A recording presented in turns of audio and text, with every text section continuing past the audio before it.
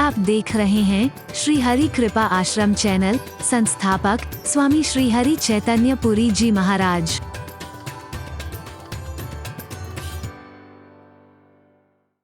भूतकाल बनना है ना, वर्तमान के क्षण ने ही अगले क्षण भूतकाल बन जाना है। ये भूतकाल इसी के गर्भ से निकला है। वर्तमान को संवारते गए भूतकाल अपने आप संवरता जाए, और भविष्य ने भी वर्तमान बनना है। अगर मैं वर्तमान संवारता जाऊं भविष्य तो मेरा अपने आप संवर जाएगा। ज्योतिषियों के आगे नाक रगड़ने की जरूरत नहीं पड़ेगी। मुझे अपनी जन्म पत्री या हाथ फैलाकर के भिखारी की तरह दिखाना नहीं पड़ेगा, देखो मेरा भविष्य क्या है। जिसने वर्तमान संवार लिया है भविष्य उज्जवल होता है। कौन जानता है भविष्य को? वो जानता है जिसने वर्तमान अच्छा बनाया है। वर्तमान से अच्छा समय कोई नहीं है, याद रखना। दूसरा आपने प्रश्न किया था कि सबसे महत्वपूर्ण काम कौन सा है? वर्तमान में जो कर रहे हो वही है बस। हमारे बाप दादा के पास इतना था, उसको गा के अब कुछ नहीं मिलने वाला है, कुछ नहीं मिलने वाला है। और एक दिन आएगा हमारी बेटा, जब आएगा तब देखी जाएगी। वर्तमान में जो काम है इसे ठीक से कर। जो तेरे हाथ में इस समय काम है इसको पूरी लगन के साथ कर, दृढ़ निष्ठा के साथ कर, पूरी मेहनत के साथ कर। एक दिन बहुत आगे तक पहुंच सकता है। वर्तमान में जो काम है इसको भविष्य की योजना बनाते बनाते, भविष्य के बारे में सोचते होते इस पर ध्यान ही नहीं है। अब ये कोई हमारे लायक थोड़ी है, ये दुकान हमारे लायक बैठने के लायक है, ये काम हमारे लायक है, ये है, अब तो इतना पढ़ लिख गए। मेरा कन्हैया त्रिलोकपति है। चलो छोड़ो उस बात को, नंद का लाला है, 9 लाख गाय जिसके घर में, एक हैसियत है। फिर भी घर में गाय चराई जाती है, उसे गोपाल बनने में कोई संकोच नहीं है। घर की हैसियत से चलना चाहिए, घर की सामर्थ्य से चलना चाहिए, वर्तमान को देख करके चलना चाहिए। हाँ, इतना मैं जरूर कहूंगा कि गाय चराते चराते भी भगवान कृष्ण कह रहे हैं गमार ग्वाले मत बने रहना। वहां भी अपने मस्तिष्क के चिंतन को इतना ऊंचा उठाना कि एक दिन अगर इसमें से गीता का संदेश निकले तो दुनिया वाह वाह कर उठे, वाह वाह कर उठे। गमार ग्वाला मत बनो। पर घर में गाय चराई जाती है, चराओ। एक समय आएगा अगर द्वारकाधीश भी बनने का मौका मिले, द्वारकाधीश भी बन के दिखाओ ना, कौन मना कर रहा है? राजा बनो। लेकिन वर्तमान में चलो। वर्तमान में जो काम तुम्हारे सामने है, अरे हम तो भगवान हैं, हम तो नंद के लाला, हम गैया चलाएंगे का? अरे बोल। आधे से ज्यादा बच्चे बेरोजगार इसलिए हैं, बड़ा काम करने की घर में सामर्थ्य नहीं है, नौकरियां मिल नहीं रही हैं, जनसंख्या बेतहाशा बढ़ी हुई है, छोटा काम करने में शर्म आती है? अरे आगे बढ़ने के प्रयास करते रहो, बड़ी अच्छी बात। वर्तमान में जो काम तुम्हारे हाथ में है सबसे महत्वपूर्ण काम वही हो सकता है। तीसरा प्रश्न था आपका, सबसे महत्वपूर्ण व्यक्ति कौन है? जो तुम्हारे सामने है वही है। जो तुम्हारे सामने दुकान पर बैठे हो, ग्राहक तुम्हारे लिए सबसे महत्वपूर्ण व्यक्ति है। विद्यालय में हो, टीचर हो आप, तो विद्यार्थी तुम्हारे लिए सबसे महत्वपूर्ण व्यक्ति है। विद्यार्थी हो तुम, अध्यापक तुम्हारे लिए सबसे महत्वपूर्ण व्यक्ति है। संत हो तुम, ये सामने जो लोग बैठे हैं तुम्हारे लिए सबसे महत्वपूर्ण व्यक्ति हैं। समारो इनके जीवन को। इन्हीं में से पता नहीं कौन क्या से क्या निकल सकता है। वो ऐसा बन गया, वो ऐसा बन गया, नहीं, इनमें से बनाओ तब मजा आए। जो संत तुम्हारे सामने है, फलाने आचार्य हुए, फलाने आचार्य हुए, फलाने आचार्य हुए, अरे उस समय उनका भी किसी ने सम्मान नहीं करा, उस समय उनकी भी निंदा चुगलियां करते रहे, उस समय उनकी भी बुराइयां करते, उनको तक मारने की कोशिश करते रहे। आज तुम उनके गुण गा रहे हो। है? वो थे, वो होंगे, छोड़ो। जो आज हैं उनका सम्मान करना सीखो। जीते जी माता पिता का सम्मान नहीं करा, मरने के बाद फोटो लगा के माला पहना रहे हैं। हरि बोल। बाद में कदर करते हैं, अब नहीं। वर्तमान में जो सामने है उसका सम्मान करो, वही सबसे महत्वपूर्ण व्यक्ति है। तुम चाहो तो वही तुमको सब कुछ दे सकता है। कोई आएगा, कोई आएगा, ये तो भूत प्रेतों के गाने थे। हरि बोलना।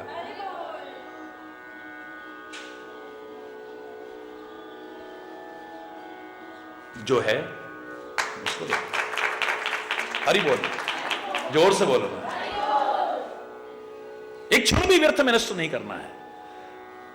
याद करो मैंने क्या कहा था, एक साल तुम तो ऐसे देखते देखते नया साल आ गया। एक साल की क्या कीमत है उस बच्चे से पूछो जिसका साल खराब हो जाता है। उसी क्लास में जब बैठना पड़ता कितनी शर्म आती होगी। अरे बोल,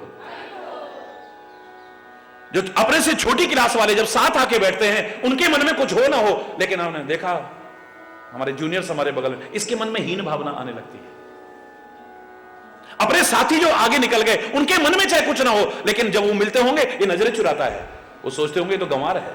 अरे बोल, 1 साल की क्या कीमत है उस बच्चे से पूछो जो फेल हो जाता है।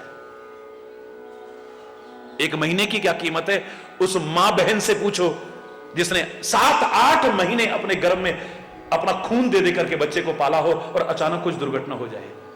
1 महीना और ठीक ठाक निकल जाता तो अरे बोल, कितना कष्ट सहा उस औलाद के लिए। जरा सा पीड़ा भी होने लगती है, मन में आशंकाएं आने लगती हैं, हाय 1 महीना और ठीक ठाक निकल जाए तो क्या कीमत है उससे पूछो जरा। 1 दिन की क्या कीमत है उस दिहाड़ी मजदूर से पूछो जो सारा दिन मेहनत करता है, कब शाम को घर में अपना और बच्चों का पेट पालता है, तब उसके घर में चूल्हा जलता है। हम लोग तो चक्का जाम कर देते हैं, तोड़ फोड़ कर देते हैं, राष्ट्रीय संपत्ति को नुकसान पहुंचा देते हैं, बंद करवा देते हैं बात बात में। उससे क्या हो जाएगा बोलो? महंगाइयां कम नहीं होती और बढ़ती हैं। अरे बोलना, चलो जो भी होगा, फायदा होगा नहीं होगा, लेकिन हमने कभी सोचा उस गरीब के बारे में जिसने सारा दिन कमाना है तब अपना घर का पालन करना है। आज हमारे बंद की वजह से बेचारा रिक्शा नहीं चला पाया, हमारे बंद की वजह से आज बेचारा मजदूरी नहीं कर पाया, हमारी बंद की वजह से आज ये काम नहीं कर पाया। क्या होगा उसके घर में, उसके बच्चों का क्या होगा, उसका क्या होगा? सोचा हमने कभी? 1 दिन की कीमत क्या है दिहाड़ी मजदूर से पूछो कभी।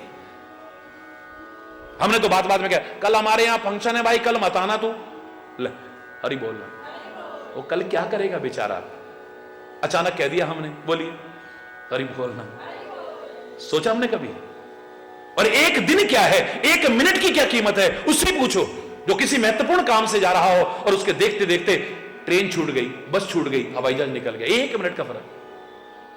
तारीख थी, अब कोई बस भी नहीं है, कोई साधन भी नहीं, क्या करेगा?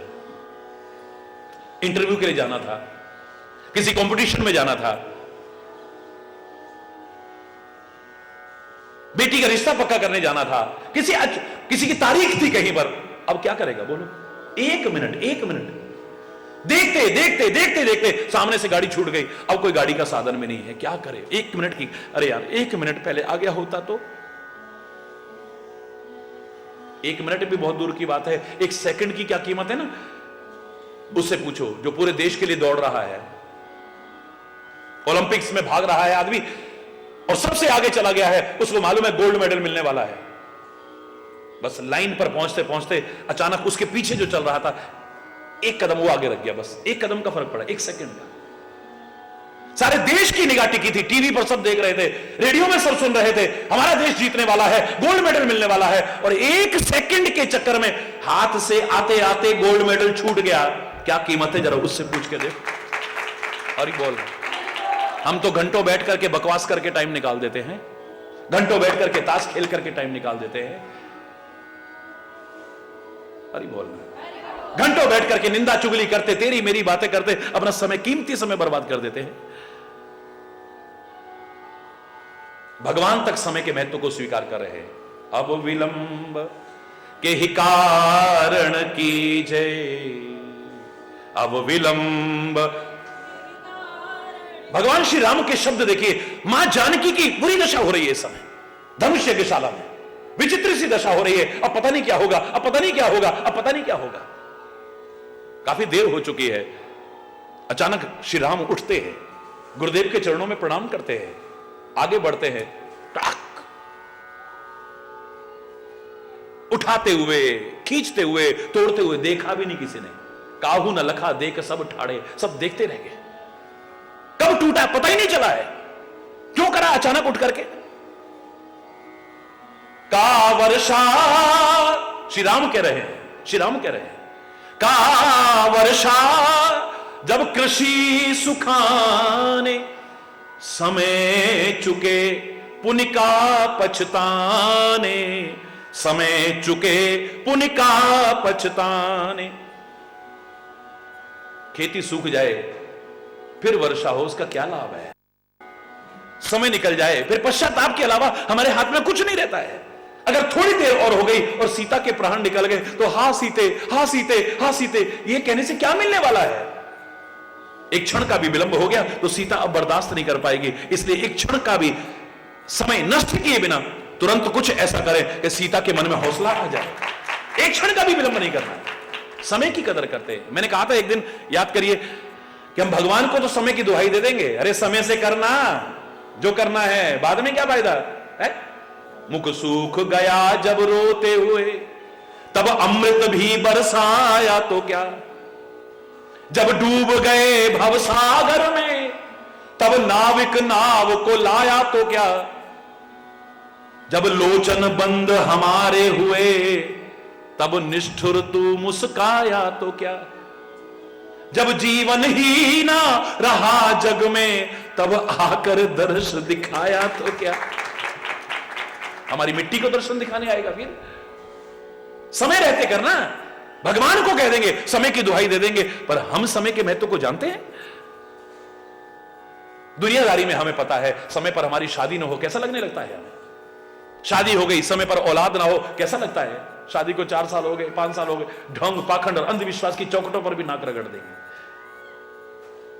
समय पर रोजगार ना लगे पढ़ाई करने के बाद कैसा लगता है हमें?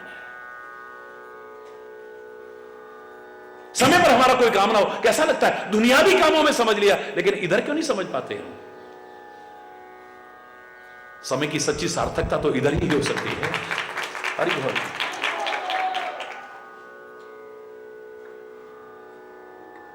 अब विलंब के ही कारण कीजे, तुरंत कपि न कहूं आयस। एक क्षण का भी विलंब, तुरंत, तुरंत शब्द लिया है। अब देरी किस बात की है? आप तुरंत बंदरों को आज्ञा दीजिए। हरि बोल। कौतुक देख सुमन बहु बरसी, नभते भवन चले सुरहर्षि। ये सब कौतुक देख करके आकाश से पुष्प वृष्टि कर रहे हैं देवता। ये इसलिए नहीं कर रहे हैं कि भगवान का स्वभाव ऐसा है, हनुमान जी से प्यार कर रहे हैं, हनुमान जी के कार्य की प्रशंसा। हमारा काम बनने वाला है। हरि बोल। आए सुर स्वार्थी, रामायण में कहा है। हरि बोल। ये अपना स्वार्थ देखते हैं बस, इनके स्वार्थ में बाधा पड़े। ये भरत जैसे भक्त की बुद्धि खराब करने से भी नहीं, ये भी नहीं सोचते इसका बुरा करेंगे तो हमारा ही बुरा होगा। अपने गुरुदेव से कहते हैं, गुरुदेव से, देवता नहीं, देवताओं को राजा इंद्र कहता है, महाराज भरत राम को मनाने जा रहे हैं और भरत तो बहुत प्यार करता है, राम जी अगर उसके प्यार में खींचे हुए वापिस चले गए तो हमारे काम का क्या होगा? हरि बोल। ऐसा करो, सरस्वती को बुला के इसकी बुद्धि भ्रष्ट कर दो। हरि बोल। मायापति सेवक सन माया, करिए तो उलट परिये सुर राया। अरे ओ इंद्र, मायापति के सेवक पर अगर तुम माया का प्रभाव डालने की कोशिश करोगे, उल्टा तुम्हारे ऊपर ही पड़ जाएगा, उसका बाल बांका नहीं होगा। क्यों? पहले भी तो मंत्रा की बुद्धि खराब की थी, बोले तब राम चाहते थे। लेकिन ऐसे भक्त के बारे में सोचना भी मत करिए। अरे बोल, जोर से बोल रहा है। ये पुष्प वृष्टि करते हैं और नभते भवन चले सुर हर्षित होकर के चल रहे। अब हमारा काम होने वाला है। भगवान ने आज्ञा दे दी है वानरों को लेकर के आगे बढ़ने की। तो कपिपति बेग बुलाए। हम अगर समय के महत्व को समझेंगे ना, तो जिनको हम प्रेरणा दे रहे हैं वो भी समझेंगे, और हम ही टाइम बर्बाद करेंगे तो फिर दूसरे से क्या कहेंगे? हरि। हम अगर ऐसे करें कि तुरंत करो तुरंत करो, तो कपिपति बेग ही बुलाए, बहुत जल्दी बुलाए, बहुत जल्दी बुलाए, नहीं कहा बेग ही बुलाए। हरि बोल।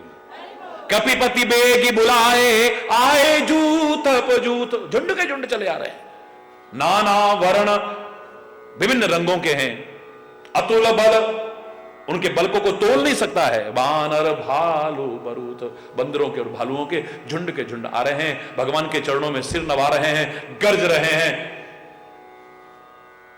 भगवान ने बस कृपा दृष्टि डाली है। हरि बोल। और उनकी कृपा हो जाए तो फिर हरि बोल। क्या हुआ आगे?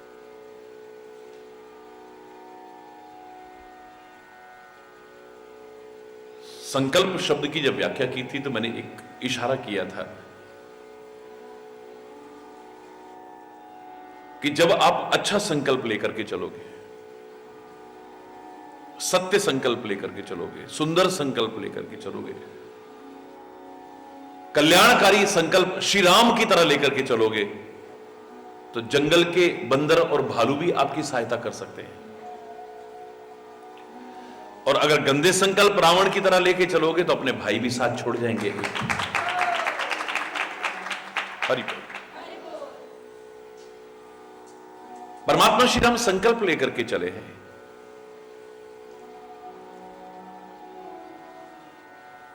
निश्चरहीन करो मही भुज उठाए पन कीन। भुजा उठा करके प्रतिज्ञा की है, संकल्प किया है कि इस पृथ्वी को मैं राक्षसों से विहीन करके दिखाऊंगा।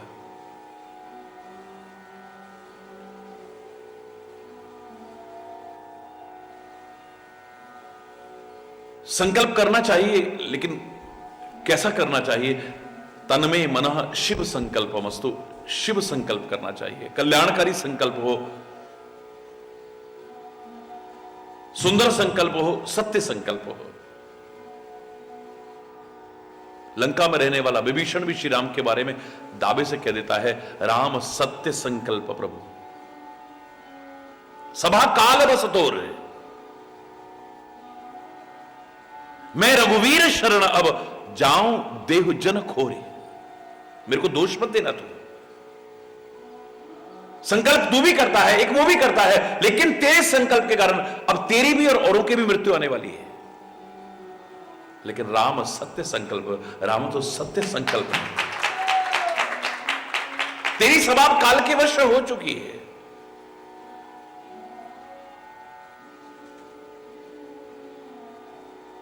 जो अच्छा संकल्प लेकर के चले उसमें सहभागी बनना चाहिए, सहयोगी बनना चाहिए। स्वयं भी अच्छे अच्छे संकल्प लेकर के चलना चाहिए। देखी राम सकल कपि सेना। श्री राम ने सारी वानरों की सेना को देखा, उनकी दृष्टि ही क्या से क्या कर दे है? परमात्मा और महापुरुषों की कृपाओं को, उनके आशीर्वाद को, उनके कृत्यों को संकुचित मत करो कभी। कई बार हम देखा हमारे ऊपर तो हाथ भी नहीं रखा, देखा हमारे ऊपर, अच्छा लगता है, बड़ी अच्छी बात है, खुशी की बात है, लेकिन ये सामर्थ्यशाली हमारे सदगुरु, हमारे परमात्मा, कोई आवश्यक नहीं कि किसी अंग विशेष से ही कोई कार्य करते हैं। आप इतिहास उठाकर परमात्मा के लिए खास तौर से कहते हैं, वो किस अंग से कौन सा कार्य न करके दिखा दे। दुनिया में नियम होगा कि नारी ही संतान को उत्पन्न कर सकती है, लेकिन यहां तो संतान को क्या, सारी दुनिया को पैदा करने वाले ब्रह्मा को नाभि कमल से पैदा करके दिखा दिया है। ये सारे इतिहास आप सुनते हैं, कान के मैल से ये पैदा हो गया, फलाने उससे ये पैदा हो गया। अरे बोलना,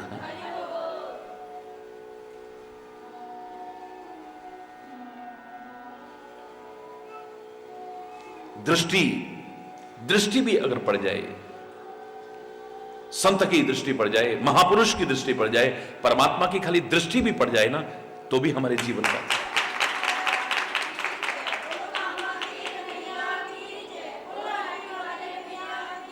और दृष्टि कैसी हो? कठोर दृष्टि नहीं, वो भी कल्याणदायक होगी, लेकिन उसमें तुम्हारे कर्मों के विपरीत कुछ नजर आ रहा है, तुम्हारे जीवन की सही दिशा नजर नहीं आ रही है, दृष्टि वहां भी पड़ेगी। लेकिन यहां पर कैसी दृष्टि पड़ी है सुनो। चितई कृपा करे राजीव नयना। कैसे नेत्रों से? कमल नेत्रों से देख रहे हैं। कमल कोमलता का प्रतीक है। परमात्मा कठोर भी है, परमात्मा कोमल भी है। इन्होंने ऐसा जीवन बनाया है कि ये कोमलता के अधिकारी बने हैं, कठोरता के नहीं अधिकारी बने हैं।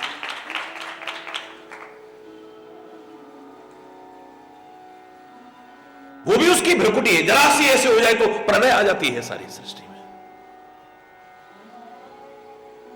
कृपा की दृष्टि पड़े। ऐसा हमारा जीवन हो कि हम उनकी कठोरता के नहीं, कोमलता के अधिकारी बने। यद्यपि कठोरता भी हमारी भलाई के लिए है।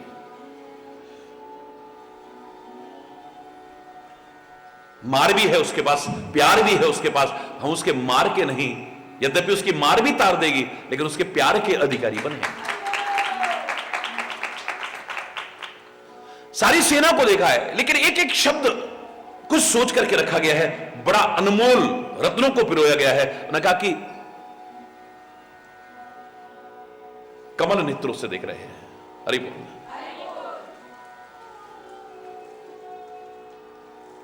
कमल शब्द तो महापुरुषों के जीवन में वैसे भी ओतप्रोत होता है, क्योंकि जिन्होंने अपने जीवन को ऊंचा उठा दिया है।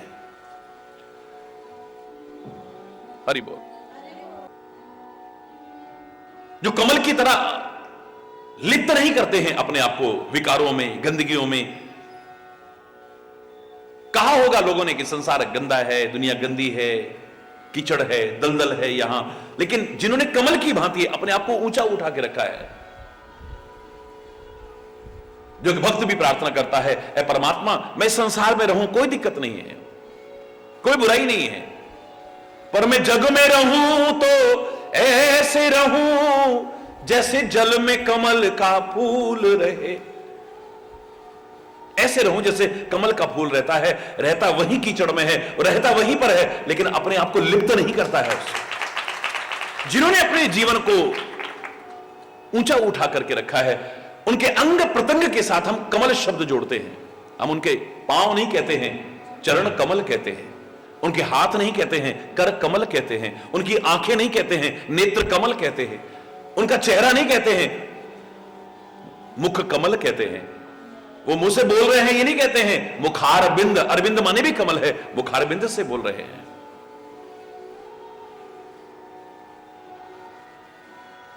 लेकिन यहां पर कुछ इशारा है कि कोमलता से देख रहे हैं, कठोरता से नहीं।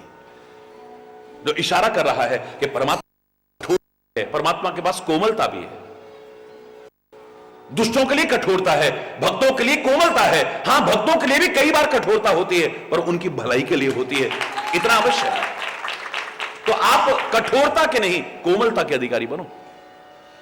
उसके पास मार भी है, उसके पास प्यार भी है, तुम उसकी मार के नहीं, उसके प्यार के अधिकारी बनो। कृपा की दृष्टि डाली है। राम कृपा बल पाए कपिंदा, पहले से ही ताकत है, और जब राम की कृपा की दृष्टि पड़ी है तो वानर ऐसे हो गए, भय पक्ष जुत मनहु गिरिंदा। ऐसे लग रहे हैं पहाड़ को पंख लग गए हो, इतनी ताकत आ गई है।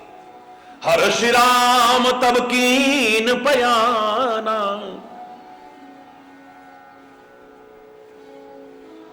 किसी भी काम के लिए चलो तो हर्षित होकर के चलो, यूं करके नहीं। हरि बोल, किसी भी हालत में। और विशेष तौर से धर्म के कार्य के लिए, सेवा के कार्य के लिए, पुण्य के कार्य के लिए, भक्ति के क्षेत्र में आगे बढ़ने के लिए, अगर आपके हृदय में हर्ष नहीं है, अधूरा है आपका चल। हर्ष होना चाहिए। उसके सामने कोई दुख, कोई पीड़ा टिक नहीं पाती है। उस खुशी के आगे वो सब बोने लगते हैं।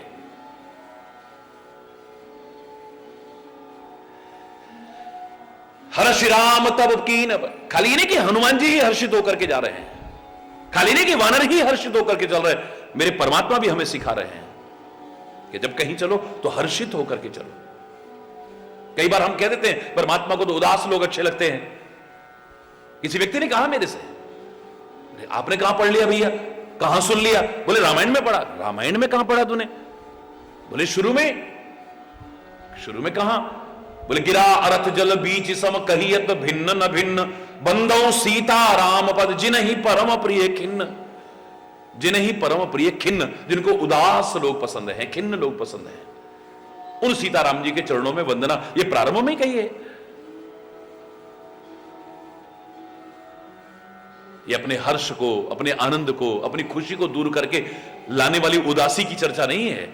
यहां पर खिन्नता से तात्पर्य है जिसका विषयों से मन खिन्न हो चुका है, भोग विलासों से मन खिन्न हो चुका है, विलासिताओं से मन खिन्न हो चुका है, वो परमात्मा को प्रिय है। भगवान का सबसे प्रिय सखा है मन सुखा। मन सुखा का तात्पर्य जिसने अपने मन को सुखा लिया है, विषयों की ओर नहीं जाता है, भोग विलासों की ओर नहीं जाता है। आजकल रासलीलाओं में मजाक का पात्र बना करके रख दिया है, उसे एक जोकर बना करके रख दिया है, वरना भगवान का इतना प्रिय सखा एक हंसी मजाक उड़ाने वाला और मजाक करने वाला नहीं हो सकता है। उसका नाम ही बता रहा है मन सुखा, यानी अपने मन को सुखा लिया है जिसने। या दूसरा भाव करना चाहें तो जो अपने हर कर्म के द्वारा, हर चेष्टा के द्वारा, हर व्यवहार के द्वारा, हर क्रिया के द्वारा, हर आचरण के द्वारा परमात्मा के मन को सुख पहुंचाए, कभी दुख ना पहुंचाए, वही मन सुखा परमात्मा का प्रिय हो सकता है। परमात्मा के मन को सुख पहुंचाए, दुख ना पहुंचाएगा। परमात्मा हृदय को पीड़ा ना हो, इसको दुनिया में मैंने क्यों भेजा होगा।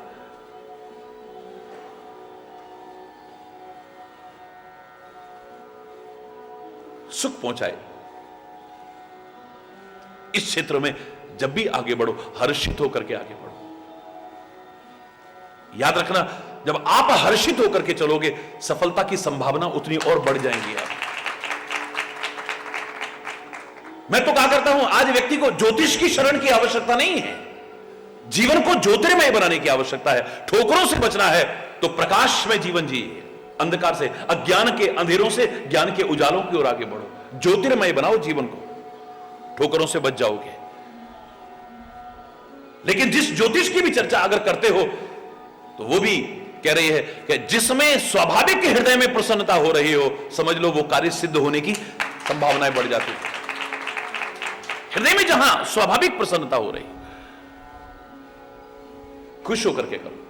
सेवा का काम खुश होकर के करो, भक्ति का काम शुभ होकर खुश होकर के करो, परमात्मा का स्मरण खुश होकर के करो, किसी का सहयोग खुश होकर के करो, उदास होकर के नहीं। हर श्री राम तब कीन पयाना, सगुन भय सुंदर शुभ नाना। अपने आप ही शगुन होने लगते हैं। चलने लगोगे कोई रुकावट नहीं आएगी, कोई बाधा नहीं आएगी, खुश होकर के चलोगे तो। हरि बोल।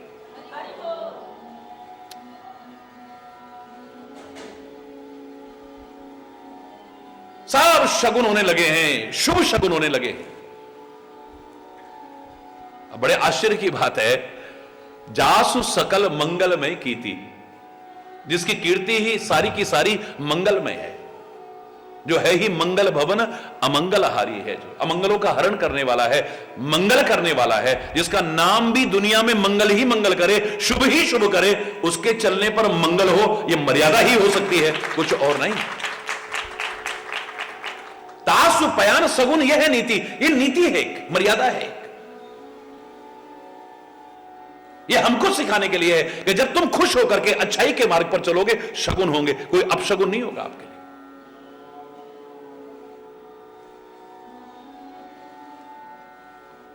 प्रभु पयान जाना वैदेही।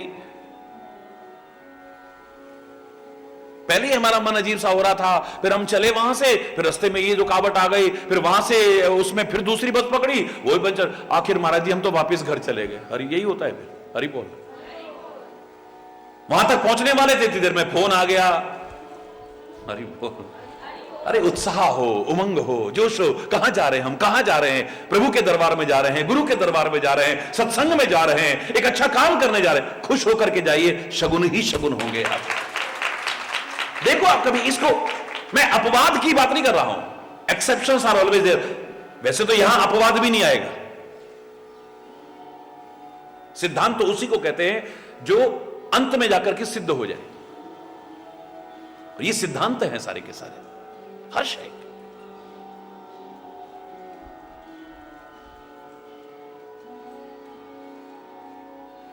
प्रभु पयान जाना वे देही, फरकी बाम अंग जन कह दे।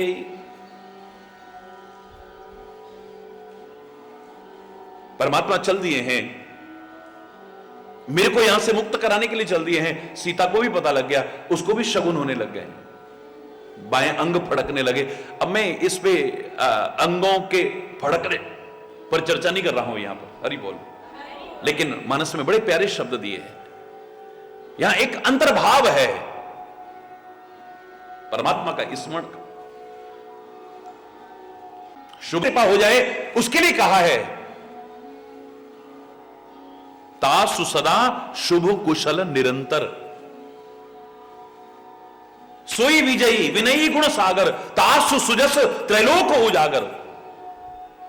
जिस पर कृपा हो जाए उसके लिए तो हजमे शुभ ही शुभ है, मंगल ही मंगल है, और वो खुद चलेगा तो मंगल नहीं होगा। पर कहने का तात्पर्य यहां मर्यादा का पालन किया गया है, मर्यादा पुरुषोत्तम है ना। आप परमात्मा के सद्गुणों को, उनके दिव्यताओं को अपने जीवन में उतारने से वंचित न रह जाओ, इसलिए बिल्कुल मानव के धरातल पर श्री राम को ला करके आपके सामने प्रस्तुत किया है तुलसी ने, परमात्मा करके नहीं। अपने आचरण से, अपने कर्मों से, अपने जीवन से वो परमात्मा सिद्ध होते हैं, एक अलग विषय है। लेकिन उसने जो लीलाएं लिखी हैं, मानवोचित लीलाएं लिखी हैं। पहला कारण उसने कहा है कि बंदर और मनुष्य के अलावा मैं किसी के हाथ से ना मरूं। अगर ये भगवान होकर के जाएंगे, वो कहेगा ये इनके हाथ से क्यों मरूं मैं? मेरे को वरदान दिया है, शंकर ने और ब्रह्मा ने मिलकर के वरदान दिया है, वानर मनुज जाति दो ही वारे, इन दो के अलावा किसी के हम काहू के मर ही ना मारे। इसलिए मनुष्य बनकर के फिर मानवों को सिखाना है, तो जिसको सिखाना है उसके स्तर पर उतरना पड़ेगा। यही अवतार का सिद्धांत है। छोटे बच्चे को सिखाना है, आप कितने भी पढ़े लिखे हो, लेकिन आपको छोटे बच्चे के स्तर पर उतरना पड़ेगा। ये तुम्हारी भाषा थोड़ी है, ये तुम्हारा स्तर थोड़ी ना है। यही अवतार सिद्धांत है कि जिसको सिखाना है उसके स्तर पर उतर आना। शिक्षक बहुत पढ़ा लिखा है, लेकिन विद्यार्थी सामने बहुत छोटी कक्षा का है, उसके स्तर पर उतर आता है। कहा से कबूतर खा, वो भी बिल्कुल उसी टोन में बोल रहा है, एमए पीएचडी है। संत का कितना महान चिंतन होगा, बहुत ऊंचा स्तर होगा, लेकिन जब समाज के सामने आता है तो देखता है कौन बैठे हैं, किनको सिखाना है, बस उनके स्तर पर उतर करके सिखाता है। सदगुरु बहुत ऊंचा है, लेकिन हमारे स्तर पर उतर आता है। कई बार लगता ही नहीं कि इतना महान भी हो सकता है। परमात्मा हमारे स्तर पर उतर आता है हमें सिखाने के लिए। कई बार लगता ही नहीं कि भगवान भी हो सकता है। सारी दुनिया को पैदा करने वाले ब्रह्मा की बुद्धि ऐसी भ्रमित नहीं हो गई, ये भगवान कैसे हो जाएगा? गाय चरा रहा है, चीर हरण कर रहा है, गेंद खेल रहा है, मक्खन चुरा रहा है, ये भगवान कैसे हो जाएगा? 1 साल तक परीक्षा ली है ब्रह्मा जी ने। देवताओं की बात छोड़िए, देवताओं के राजा इंद्र की बुद्धि भ्रमित ऐसी हो गई क्या? डुबा दूंगा ब्रज को, 7 दिन तक घनघोर बारिश की है, घनघोर बारिश। 7वें दिन जाकर के भगवान के चरणों में गिरा है और ही बोल रहा, ये भगवान हो ही नहीं सकता है, इसने मेरी पूजा बंद करा दी। और ही बोल, अगर मनुष्य जैसी लीलाएं ना होती हमको सिखाने के लिए, हमारे जैसा जीवन जीते, तो लोगों की बुद्धि क्यों भ्रमित होती है, क्यों शंकाएं आती हैं? भगवान श्री राम के जीवन को देख करके उनका वाहन गरुड़, उसकी बुद्धि भ्रमित हो गई। भगवान कैसे हो सकते हैं? भगवान शंकर की अर्धांगिनी सती, उसकी बुद्धि भ्रमित हो गई। ये भगवान कैसे हो सकते हैं? कागभुषुंडी, जिसने 27 कल्प में भगवान का अवतार देखा है और इस बार गया तो उसकी बुद्धि भ्रमित, ये भगवान कैसे हो सकते हैं? ये तो बच्चों जैसी हरकतें कर रहे हैं। हरि बोल। यही अवतार सिद्धांत है, नीचे उतर आना, नीचे उतर आना। तुलसी कहता है मेरे राम कैसी लीलाएं कर रहे हैं, प्राकृत नर इव लीला करत सकल रघुनाथ। प्राकृत माने सामान्य मनुष्य जैसी। किस लिए? लोग ये ना कहें अरे भाई वो तो भगवान हैं, वो कर लेंगे तो कौन सा, मैं हम तो सांसारिक प्राणी हैं जी, हम ये कहां से कर सकते हैं? क्यों नहीं कर सकते हो? वो कहता है मैं वही कर रहा हूं जो एक मानव कर सकता है। मैं माता पिता का सम्मान कर रहा हूं, तुम चाहो तो क्या नहीं कर सकते हो? माता पिता की आज्ञा पालन करता हूं, क्या तुम चाहो तो नहीं कर सकते हो? भाइयों से प्यार करता हूं, क्या तुम चाहो तो नहीं कर सकते हो? अपने गुरुओं का सम्मान करता हूं, क्या तुम चाहो तो नहीं कर सकते हो? समाज के उपेक्षित वर्ग को अपने गले से लगाता हूं, उनको सम्मान दिलाता हूं, चाहे वो शबरी हो चाहे निषाद हो, क्या तुम चाहो तो नहीं कर सकते हो?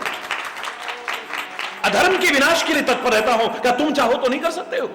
धर्म की संस्थापना में अपना जीवन समर्पित कर देता हूं, क्या तुम चाहो तो नहीं कर सकते हो? ये कहकर के न टाल दे कोई, वो तो भगवान थे, उनके लिए क्या मुश्किल है, हम तो आम आदमी हैं जी, हम ये सब कहां कर सकते हैं। वो वही कर रहा है जो तुम कर सकते हो, चाहो तो।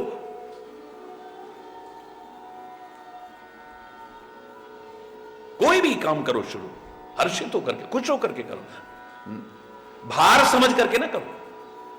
न तुम्हें आनंद आएगा न सामने वाले को आनंद आएगा। हर्ष राम तब कीन पयाना, सगुन भय सुंदर शुभ नाना। बड़े सुंदर सुंदर शगुन होने लगे हैं, शुभ शुभ शगुन होने लगे हैं। जासु सकल मंगलमय कीति, तासु पयान सगुन यह नीति। मर्यादा है ये। प्रभु पयान जाना वैदेही, फरक बाम अंग, बाम अंग फड़कने लगे हैं। लगता है कुछ शुभ होने वाला है, मंगलमय होने वाला है। जोई जोई सगुन जान की ही होई, असगुन भयो रावण ही सोई। मां जानकी को जो जो शगुन होते हैं, रावण को वही अपशगुन होने लगते हैं। याद रखना, परमात्मा से विमुख होकर के, परमात्मा की कृपा से विमुख होकर के, अभिमान में मैं कर रहा हूं, मैं कर रहा हूं, जब इस तरह से तुम चलोगे तो अपशगुन ही अपशगुन होंगे, शगुन नहीं हो सकते। अपने आप ही चला कटक को वर्णय पारा, कोई वर्णित नहीं कर सकता। इतनी सेना चल रही है, इतने लोग आपके साथ लग जाएंगे, इतने लोग आपके साथ लग जाएंगे, साथ लग जाएंगे, शरीर से नहीं दिल से लग जाएंगे आपके साथ में। एक अच्छा बीड़ा उठा करके तो देखो, एक अच्छा संकल्प करके तो देखो, नेक नियति से करने की कोशिश करो, बस ईमानदारी से करने की कोशिश करो, बस अच्छी भावना से करने की कोशिश करो, बस निस्वार्थ भाव से करने की कोशिश करो। देखो कितना आपके साथ में लग जाता है।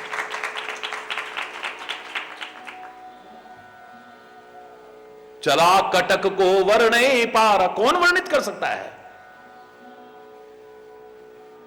अकेले चले थे, काफिला बढ़ता गया, हरि बोलना। गर्ज ही बानर भालू अपारा, गर्ज रहे हैं बंदर भालू, जिसका वर्णन नहीं कर रहे, गर्जना कर रहे हैं।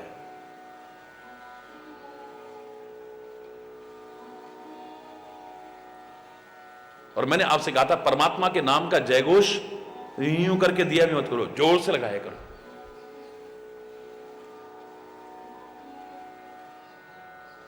तर्जनम यमदूता नाम राम रामेति गर्जनम। राम रक्षा स्तोत्र में आते हैं ना, भर्जनम भव बीजानाम, भर्जनम सुख संपदाम, तर्जनम यमदूता नाम राम रामेति गर्जनम। परमात्मा के नाम का जयघोष जब गर्ज के लगाते हो, एक बार तो यमदूत भी भाग जाए। अरे दुनियादारी में जिंदाबाद मुर्दाबाद नारे चिल्ला चिल्ला के गला बैठ जाए थोड़ी देर में, तब बोल लेते हो। हाय हाय हाय हाय हाय दुनिया भर के लगा लोगे नारे जोर जोर से, जिसमें कुछ मिलने वाला नहीं है। शक्ति नष्ट होगी, मिलेगी नहीं शक्ति। और परमात्मा के नाम से तो शक्ति भी मिलेगी, सामर्थ्य भी मिलेगी।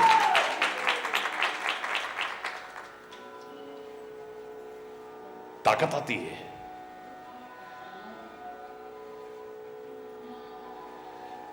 नख आयुध गिरिपादप धारी, चले गगन मही इच्छाचारी। और कोई अस्त्र शस्त्र नहीं है उनके पास में, कोई वही बंदूकें हैं, वो तोपे हों, क्या है उनके पास? नाखून। हरि बोल।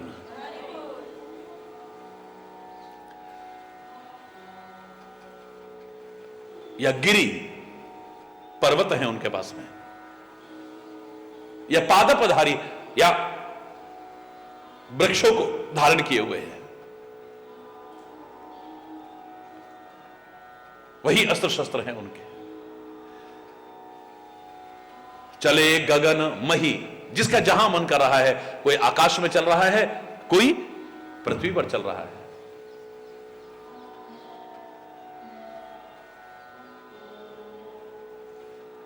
लेकिन हैं सब राम के साथ, वो दूर न हो जाए। इच्छाचारी का मतलब नहीं कि आप स्वेच्छाचारी हो जाओ और अपने मन से चलो, जैसा तुम्हारा मन करे वैसे जियो, बिल्कुल नहीं। आप अपने जीवन के रहते चारों फल प्राप्त करो, अर्थ, धर्म, काम और मोक्ष। बड़ी अच्छी बात है, मरने के बाद नहीं, जीते जी प्राप्त करो, लेकिन धर्म के अंकुश में होना चाहिए, परमात्मा के अंकुश में होना चाहिए।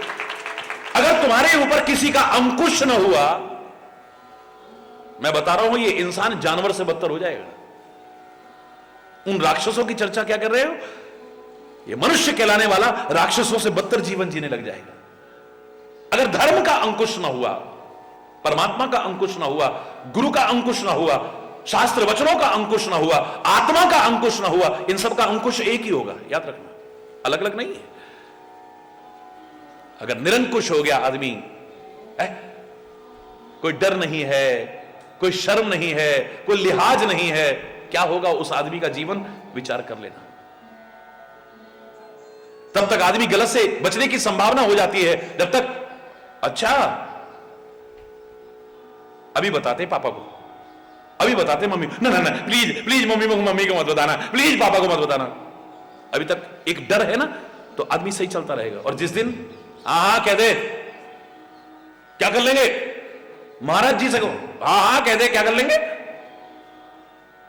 उसके जीवन का फिर कोई रखवाला नहीं है। जिसको डर ही खत्म हो गया, जिसके ऊपर कोई अंकुश ही नहीं है, निरंकुश हो गया है जो,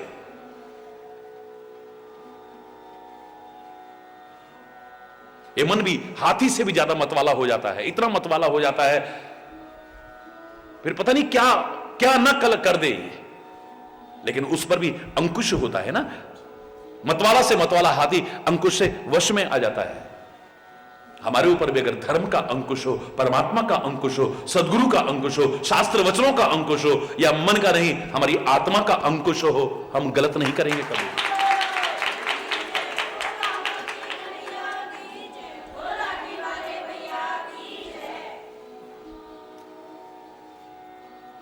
सब अपनी अपनी मर्जी से चल रहे हैं, लेकिन चल रहे हैं प्रभु के साथ, याद रखना।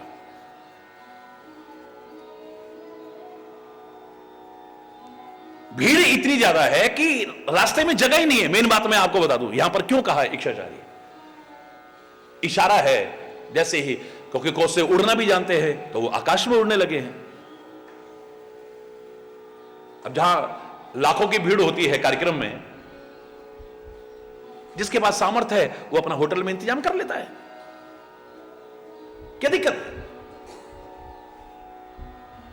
वरना सब भक्त लोग एक साथ भी रह लेते हैं, वहां पर प्रसाद पा लिया, सौभाग्य की बात है। लेकिन अगर किसी की सामर्थ्य है और बिल्कुल आवश्यकता है और इस समय नहीं है, वहां ले लिया। एक व्यवस्था के दृष्टिकोण से यही उद्देश्य है, वरना ये नहीं कि अपनी मर्जी से कोई उधर जा रहा है, कोई उधर जा रहा है, कोई उधर जा रहा है, तो फिर आप संगठित नहीं रह पाएंगे।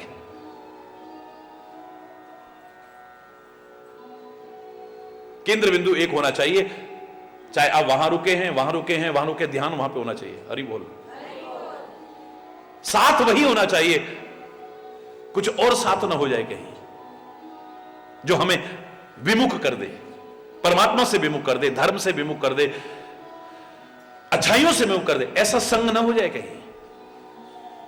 फिर तुम कहीं चल। उड़ना जानते हैं, कुछ उड़ने लग गए, जो नहीं जानते हैं वो पृथ्वी और चलने लगे हैं। के हरिनाद भालू कपि करही, सिंहनाद कर रहे हैं, शेर की तरह गरज रहे हैं। डगमगाए दिग्गज चिक करही,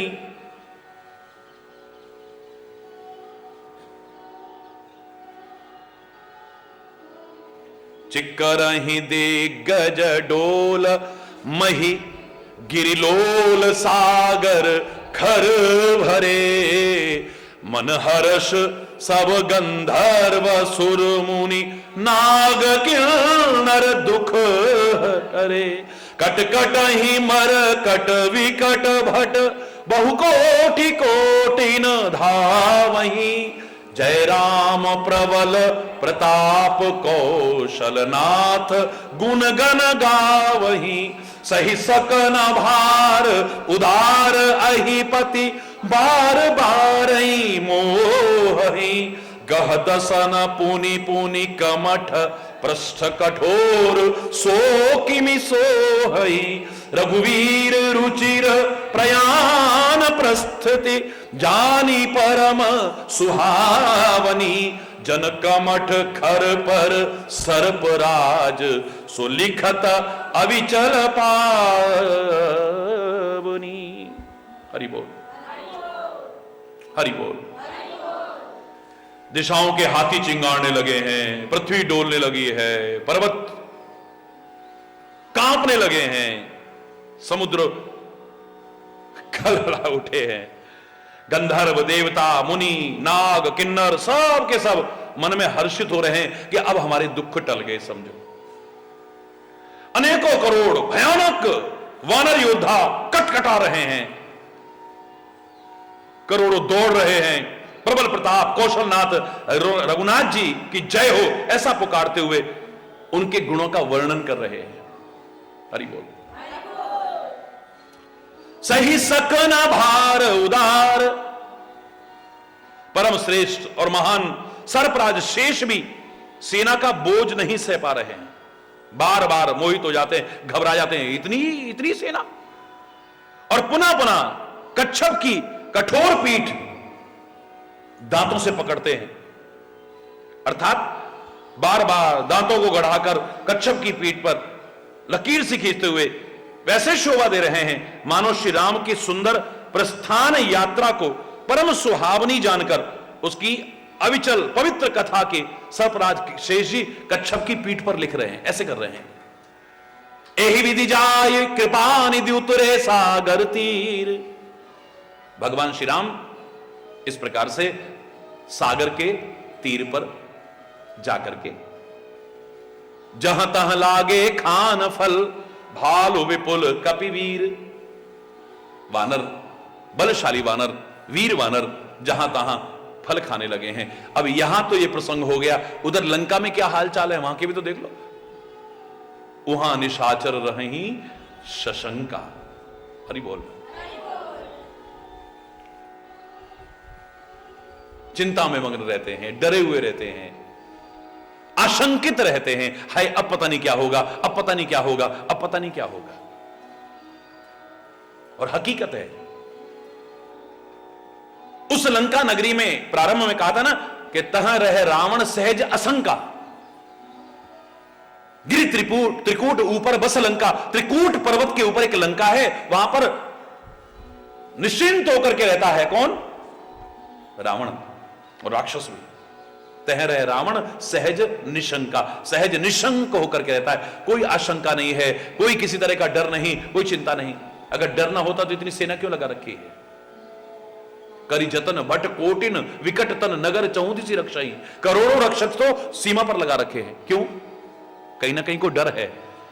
जो किसी का बुरा करता है एक दिन उसका बुरा होता है, जो दूसरों को सताता है एक दिन उसके साथ ऐसा होना है। अंदर से वो जानता है इस बात को। सोने की लंका है तो वो किसी की हड़प रखी है? अरे बोल। पुष्पक विमान है तो कुबेर का वो हड़प रखा है। नारियां हैं तो सारी वहां से वहां से वहां से सब अपहरण करके, हरि बोल, तो सब हड़पा हुआ है ना। मेहनत का तो कुछ है ही नहीं। दूसरों के साथ द्रोह करता है, नगरों में आग लगाता है, गांव में आग लगाता है, शहरों में आग लगाता है, वेद पुराण कहीं होने नहीं देता है, यज्ञ होने नहीं देता है, दूसरों के साथ द्रोह करता है, सताता है उनको। तो रामायण में तो साफ शब्दों में कहा पर द्रोही की हो ही निशंका। दूसरों के साथ द्रोह करने वाला कभी निशंक नहीं रह सकता है, याद रखना।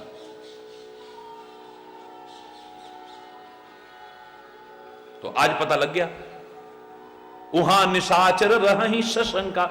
निशंक नहीं है ये, अंदर में कहीं ना कहीं खलबली है।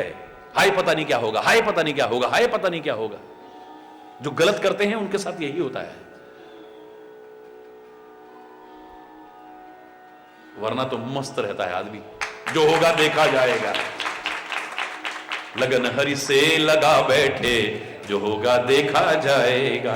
लगन हरि से लगा बैठे।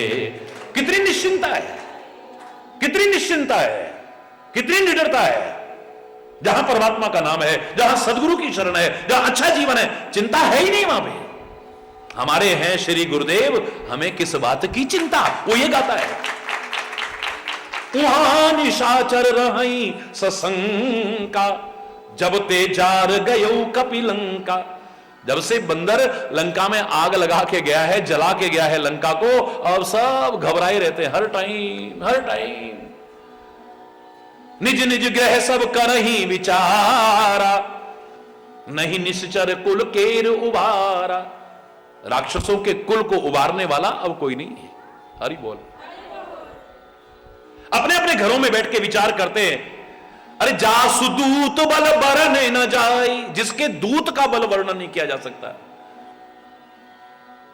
तेही आए पुर कवन भलाई, और वो आ जाएगा तो फिर इस नगर का क्या भला होगा, पता नहीं क्या होने वाला है, पता नहीं क्या होने वाला है।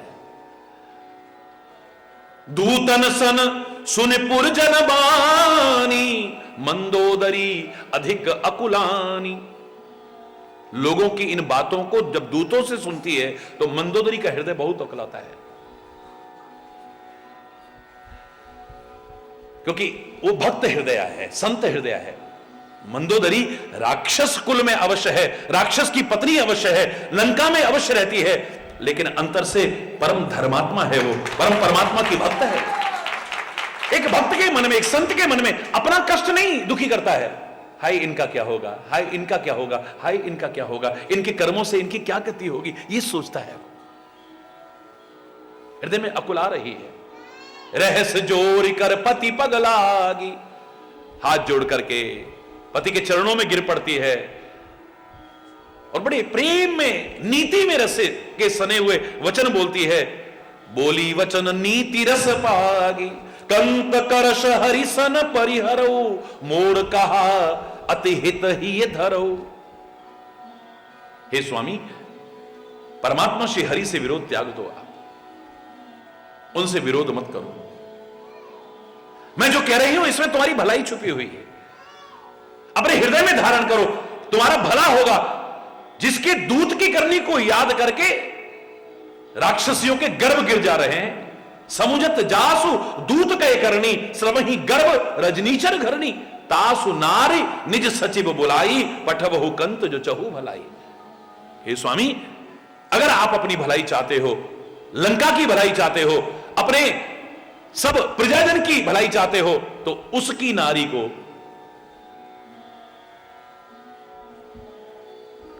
अपने मंत्री को बुलाकर के वापस भेज दो, बस। हरि बोल। तब कुल कमल विपिन दुखदाई, सीता सीत निशा सम आई। जैसे कमल बन को पाला मार जाता है ना, ऐसे आपके कुल रूपी कमल बन को सीता सीत निशा सम आई है। सर्दी की वो भयानक रात्रि बनकर के आई है, ये तुम्हें उजाड़ देगी, इतना याद रखना। सुनहु नाथ सीता बिनु दीने, हित न तुम्हार शंभु अज कीने। तुम सोचते हो ब्रह्मा जी मेरे साथ हैं, शंकर जी मेरे साथ हैं, मैं उनकी भक्ति करता हूं, उन्होंने मेरे को वरदान दे रखे हैं, शक्ति दे रखी है, सामर्थ्य दे रखी है, इसका दुरुपयोग मत करो। वो भी तुम्हारा भला चाहेंगे तो नहीं हो पाएगा, अगर तुम अपना भला नहीं चाहोगे तो। परमात्मा भी क्या करेगा?